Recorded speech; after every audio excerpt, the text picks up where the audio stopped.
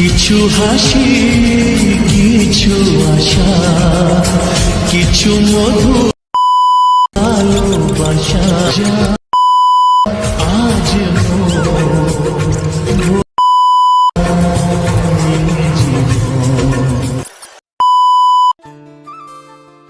তো hello everyone, আসসালামু আলাইকুম। আবার দেখতে পাচ্ছ আমি একটা নিউ ব্লগিং নিয়ে চলে এসেছি।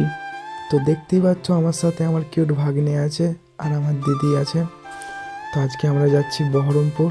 তো আমরা আজকে বহরমপুর কিসের জন্য যাচ্ছি, তো আমার ব্লগিংটা দেখলে নিজেই বুঝতে পারবে যে আমরা কোথায় যাচ্ছি।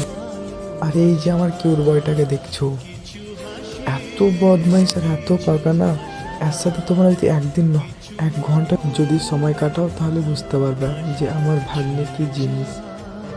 এই বয়সে খুব পাকাও। তো এখানে আমরা স্টেশনের ভিতরে এসে প্ল্যাটফর্ম পেয়ে দেখি যে দুটো হনুমান বসে আছে, সবাই খাবার দিয়েছে তাই খাবার খাচ্ছে। আর ওই দেখে আমার কিউট ভাই একটু আরও মজা নিচ্ছে আর আমাকে বলছে মামা ওদেরকে ধরে নিয়ে এসো। বলতে হয়তো পারে না, কিন্তু বাস্তবে আমি বুঝতে পারি ওর মনের কথা। তো এখানে আমাদের ট্রেন চলে আসে, সেজন্য আমরা ট্রেনে চেপে যাই। আর আমি গেটের মুখে দাঁড়িয়ে থাকি, ভিডিও শ্যুট করতে থাকি। আর দিদি আর আমার কিউট বয় তারা সিটে বসে। তো এখানে আমরা বহরমপুর স্টেশনে নেমে বেরিয়ে এসে রাস্তায় চলে এলাম। আর সামনে যেটা দেখতে পাচ্ছ বন্ধুরা, এটা হচ্ছে বহরমপুর সব থেকে বড় মেডিকেল হসপিটাল।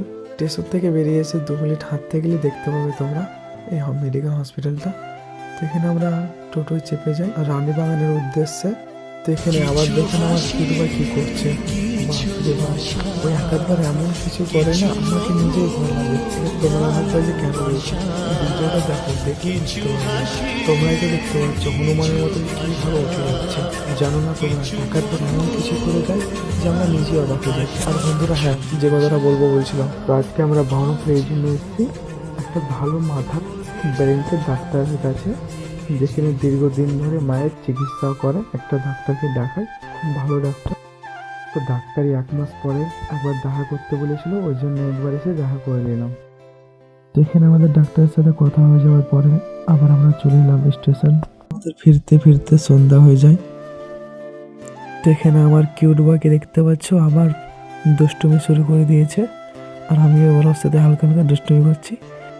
আর ও কী করছে, বোতলটা আছে বারবার খালি নিচে ফেলে দিচ্ছে আর আমি ওকে কুড়িয়ে দিচ্ছি।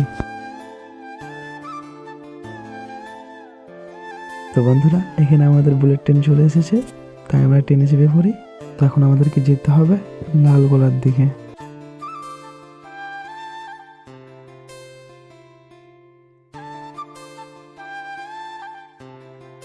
তো বন্ধুরা এখানে আমাদের স্টেশন চলে আসে। তো আমরা ট্রেন থেকে নেমে স্টেশনের বাইরে যাচ্ছি, যে আমাদের বাইরে থেকে অটো ধরে ঘর যেতে হবে। তো বন্ধুরা আজকের মতন ভিডিওটা এই পর্যন্ত। ভালো লাগলে ভিডিওটা একটা লাইক আর একটা কমেন্ট আর একটু শেয়ার করে দেবেন। বাই বন্ধুরা, আসসালামু আলাইকুম।